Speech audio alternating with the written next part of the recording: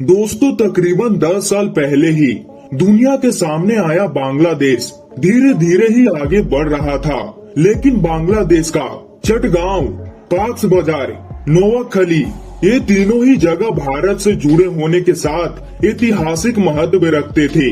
लेकिन दोस्तों अब इन्हें नए देश के हिसाब से विकास की राह पर चलना था। यह साल 1985 था।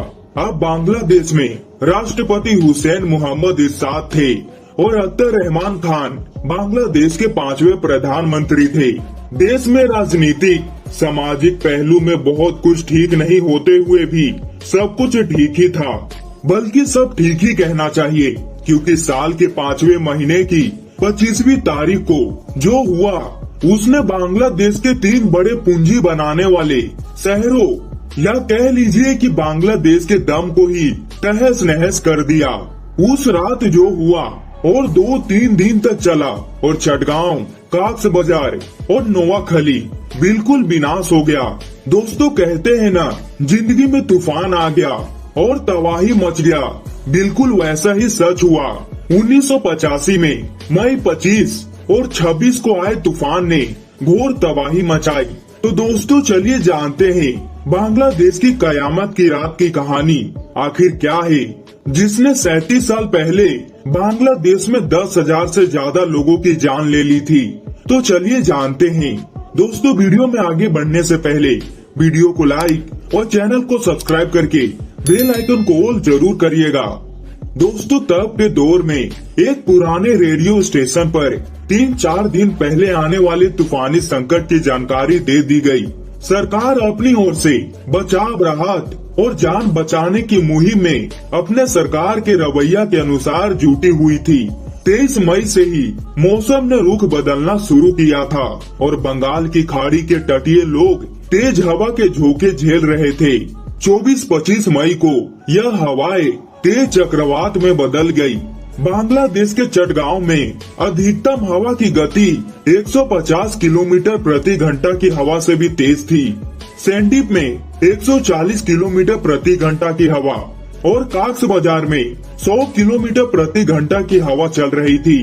दोस्तों इस तेज हवा ने तबाही का पहला नजारा दिखाया और समुद्री इलाके में जो भी सामने आया इसके आगोश में समाता चला गया।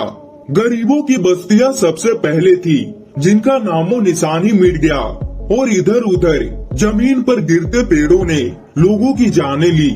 इस तूफान से तकरीबन 70 किलोमीटर लंबी सड़क पूरी तरह टूट गई। हालात ऐसा हो गया कि लगता था सड़क यहाँ कभी थी ही नहीं। 25 मई को तूफान का उछाल 3.0 से 4.6 मीटर की ऊंचाई तक पहुँच गया। इस भयंकर और गंभीर चक्रवात में 11,000 से ज्यादा लोग मारे गए। 1,30,000 से ज्यादा मवेशी भी थे जो भयंकर मौत में समा गए और 90,000 से ज्यादा घर तबाह हो गया। उस समय तूफान के नाम रखने की परंपरा विकसित तौर पर सामने नहीं आई थी। इस विनाश को ट्रॉपिकल स्टॉर्म 1 नाम दिया गया।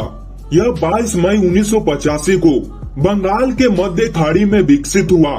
25 तारीख को बांग्लादेश से टकराने से पहले 70 मील प्रति घंटा की रफ्तार से मजबूत हुआ और तूफान ने मूसलाधार बारिश की और बाढ़ ला दी, जो बड़ी संख्या में लोगों की मौत का कारण बनी।